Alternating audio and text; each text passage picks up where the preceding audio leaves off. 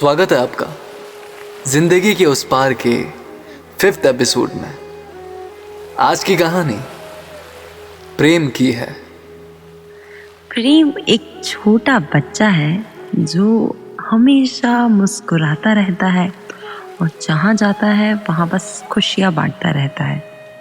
आपको बता दूं, प्रेम 16 साल का एक लड़का है जो नदी किनारे रहता है, एक कच्चे मकान में जिसकी खिड़कियाँ कुछ धूल से लिपटी हुई, पुरानी सी, एक आध टूटी हुई, और घर का दरवाज़ा भी कुछ टूटा हुआ और जो ठीक से बंद नहीं हो पाता है। एक ऐसे घर में रहता है वो, और घर के पीछे एक आंगन है जहाँ पर वो तरह तरह की सब्जियाँ उगाता है, और वही सब्जियाँ हर सुबह वो थोड़ी थोड़ी बेचने निकल जाया करता है।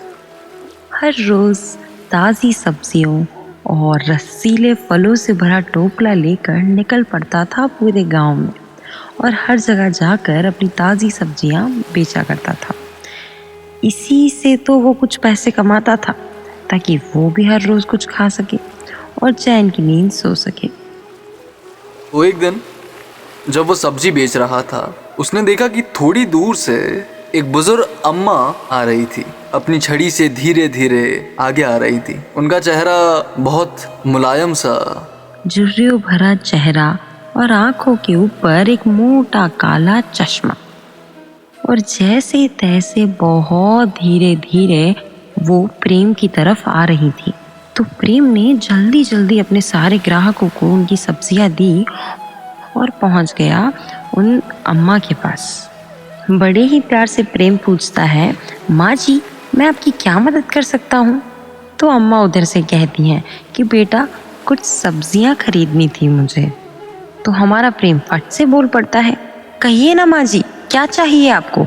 और प्रेम उन्हें अपने ही अंदाज में बताता है, ये हरी सब्जी 10 रुपए किलो है, ये लाल टमाटर 5 रुपए किलो है, नींबू भी लाया हूँ एकदम ताज़े ताज़े, आप बताओ क्या लोगे? अम्मा कहती है, अरे बेटा, बस बस, मुझे तुम बस कोई भी 2 सब्जियां दे दो। प्रेम सब्जियां निकाल देता है, बांध के माँ जी के हाथों में थमा देता है।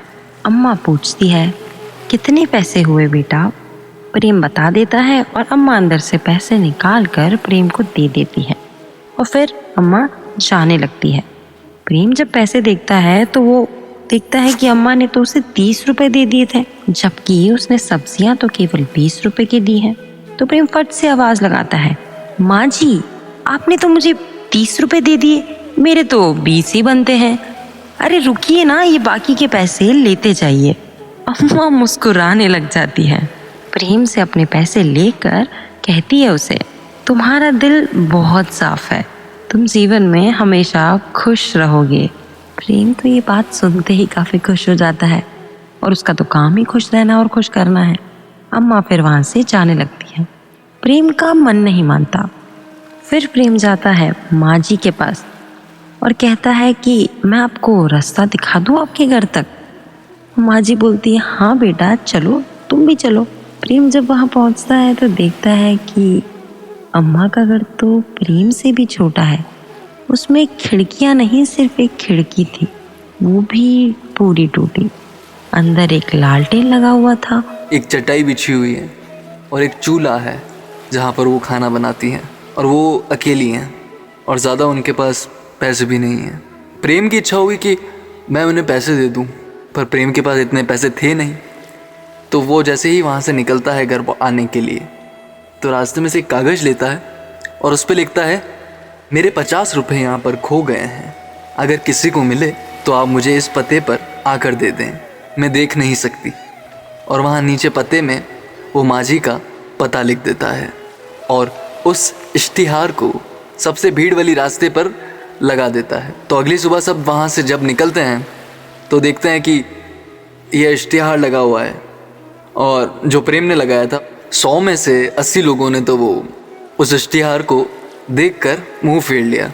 पर एक इंसान था जो वहाँ से गुजर रहा था और उसने ये इश्तिहार देखा और सोचा कि ये किसने लिखा होगा, क्योंकि जिसने लिखा है उसका दिल बहुत साफ होगा। तो वो देखता है और वो पता लगाने के लिए उस रास्ते पर चल पड़ता है। जैसे ही वो माँ जी के घर पहुँचता है और देखता है कि अम्मा सच में देख नहीं पाती और और उनकी हालत भी काफ़ी ख़राब है। तो वो अपने बटवे में से 50 रुपये निकाल कर माँ जी को कहता है कि माँ जी, ये आपके 50 रुपये वहाँ गिर गए थे, तो मैं आपको लौटाने आया हूँ। तो माँ जी की आंखों में आंसू आ जाते हैं और माँ जी कहती है कि सुबह से ना 50 लोग आ चुके हैं और मुझे 50-50 रुपये दे के गए हैं। मुझे समझ नहीं आ रहा ये किसने लिखा है। जिसने भी लिखा है बहुत नेक इंसान होगा, वो उसके दिल में कितना प्रेम होगा। ये सुनकर उस इंसान को भी लगता है कि हाँ माँ जी, तो बेटा एक काम करना, मुझे तो पढ़ना लिखना आता नहीं है, तुम वो इश्तिहार हटा देना क्योंकि मेरी मदद हो चुकी है, अब तुम किसी और को मदद करना। माँ जी कहती है अब तुम मेरी जगह किसी और को मदद करना क्योंकि मेरे पास तो है अब। तो वो सुन के कहता है कि ठीक है माँ जी, मैं ध्यान रखूँगा, आप मुझे बता देना किसकी मदद करनी है। तो माँ जी कहती है कि ठीक है, मैं याद रखूँगी। और वो सोचने लगता है कि माँ जी ने सबको बोला होगा वो इश्तिहार हटाने के लिए, पर वो इश्तिहार अभी तक वहाँ है। जो भी आए उन्होंने नहीं हटाया इश्तिहार। और ये सोचने लगा कि दुनिया में अभी भी अच्छाई है। और इस बीच ये होता है कि प्रेम जो नदी किनारे रहता था, उसके आंगन में पानी भर चुका था नदी में ज़्यादा पानी आने से। तो उसकी सारी फसल ख़राब हो चुकी थी, उसकी सारी सब्जियां ख़राब हो चुकी थी। प्रेम बहुत उदास था। वो देखता है कि मेरी सारी फसल ख़राब हो चुकी है, अब मैं पैसे कैसे कमाऊंगा, अब मैं अपना जीवन कैसे गुजारूंगा, अब मैं अपना पूरा महीना कैसे गुजारूंगा। तो अगले दिन माँ जी फिर से अपनी सब्जियां खरीदने आती है प्रेम के पास, और प्रेम उदास बैठा होता है अपनी टोकरी खाली लिए हुए। माँ जी पूछती है क्या हुआ प्रेम, आज सब्जी नहीं है, ख़त्म हो गई क्या सारी? तो प्रेम कहता है कि माँ जी मेरी फसल पूरी ख़राब हो गई है, मुझे पता नहीं कि अब मैं क्या करूं। तो माँ जी कहती मेरे पास पैसे होते ना तो मैं तुम्हें पक्का दे देती। तो प्रेम ये देख के कहता है कि नहीं माँ जी, आप अपना ख्याल रखें, मैं जल्द ही कुछ करता हूँ। तो फिर माँ जी अपने घर लौट आती है और विचार करती रहती है कि कोई तो होगा जो प्रेम की मदद कर सके। इस बीच जिस इंसान ने माँ जी की मदद करी थी बड़ा व्यापारी था, तो वो माँ जी के रास्ते से ही गुजर रहा था अगले दिन। तो उसने सोचा कि आज मैं माँ जी से पूछ के आता हूँ कि माँ जी को किसी चीज़ की ज़रूरत तो नहीं है। तो वो अम्मा का दरवाज़ा खटखटाता है और पूछता है कि कैसे हो माँ जी आप? तो माँ जी उठ कर बोलती है कि मैं तो ठीक हूँ, पर किसी और को तुम्हारी ज़रूरत है। तो वो बोलता है किसे?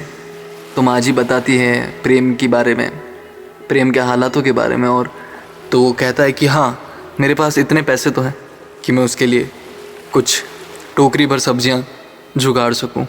तो वो सारी सब्जियां इकट्ठी कर लेकर प्रेम के घर पहुंचता है, पर वो देखता है कि प्रेम घर पर नहीं है, शायद प्रेम कहीं गया था।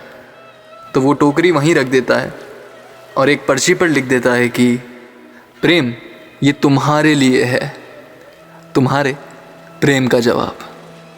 देखा आपने दोस्तों, प्रेम की एक छोटी सी कोशिश ने उसे उसकी कितनी बड़ी परेशानी से बाहर निकाल दिया।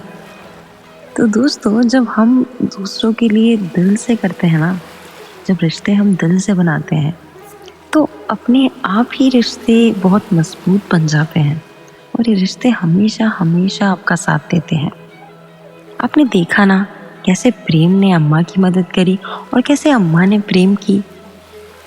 इन्होंने इसलिए नहीं किया कि उसने मेरे लिए किया इसलिए मुझे उसके लिए करना पड़ रहा है, किंतु उन्होंने अपने पूरे मन से ये काम किए क्योंकि वो एक दूसरे की खुशियाँ चाहते थे।